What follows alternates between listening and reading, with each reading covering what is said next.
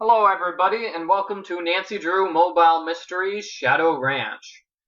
We just finished Chapter 3. We got all the unlockables, so let's solve the unlockables challenge.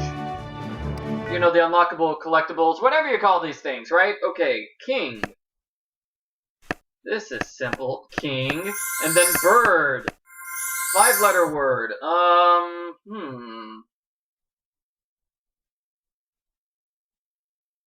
Bring. Yes. Okay. Next is old cow horn. Cow horn. Horn. Corn. And warn. Yes. Okay, 3 words which rhyme with horn. Petroglyph. Glyph. Petro? No, okay. Petri. Petor. No.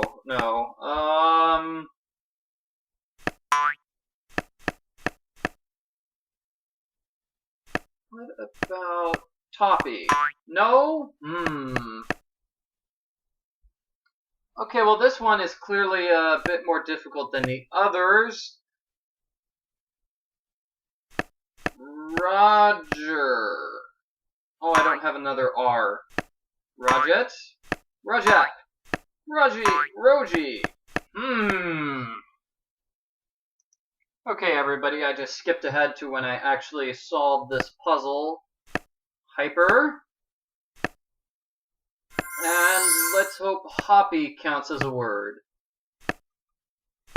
Alright, petroglyphs. Cool, next one should not be so bad. Bear grass. Bear. And then gear. And then bears. And then gears. Wow, very simple. Hedgehog cactus.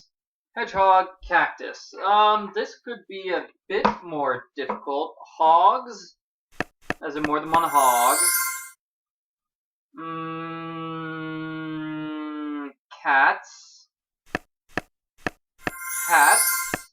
No. Hats.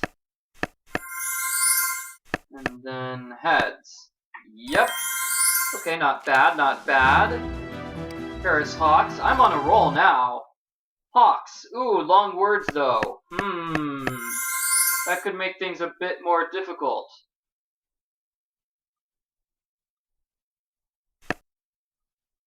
Yeah, I'm thinking that the words have to start with H just because our 2 words start with H here, but that's clearly not, necessary. We could try that. Hares.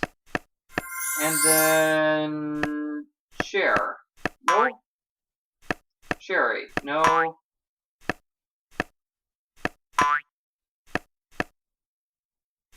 Shaws. Yes. And then finally, peach cobbler. Peach. Reach. And then beach. Alright, peach cobbler. Okay, so those are all 3 of those collectibles, and that unlocks the story, A Prickly Situation. I have not read this story, so I'm going to solve it along with you. A prickly situation. Early one morning, just before the rooster crows, a cry rings out from the kitchen.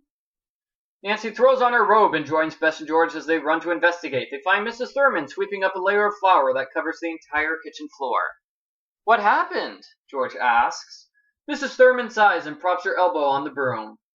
Each night for the past couple of days, I've set some bottles of freshly brewed prickly pear soda on the kitchen counter to cool down. And each night, 1 or 2 goes missing. 1 or 2 bottles go missing. Did you ask any of the ranch hands? Uncle Ed inquires as he enters the kitchen. Sure, the old woman replies, but none of them will admit it.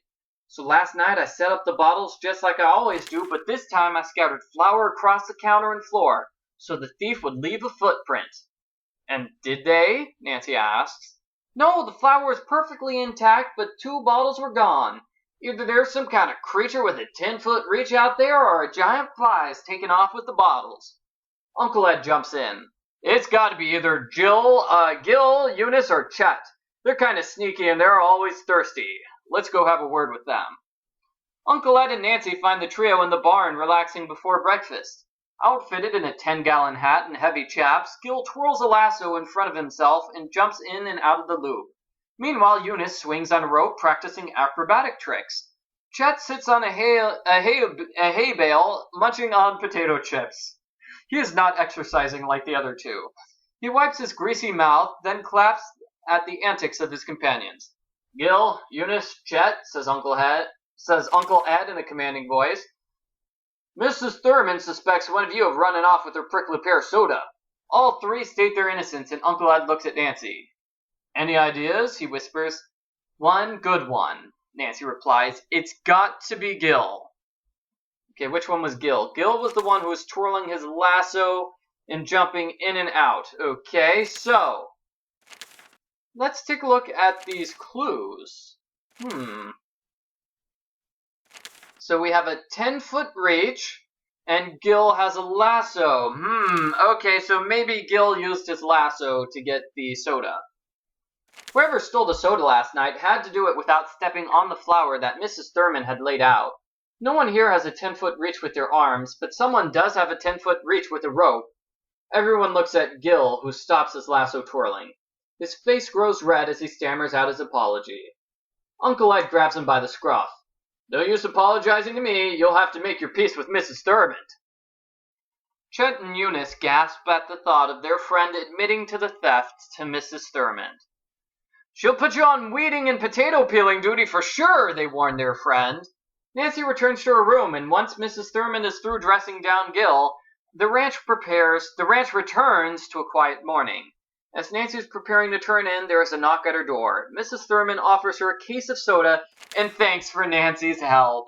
The end. Okay, so we solved the mini mystery. That was called A Prickly Situation. Wasn't too difficult of a mystery, and in the next chapter, everyone, we will go ahead with Chapter 4, Bad Luck Doll.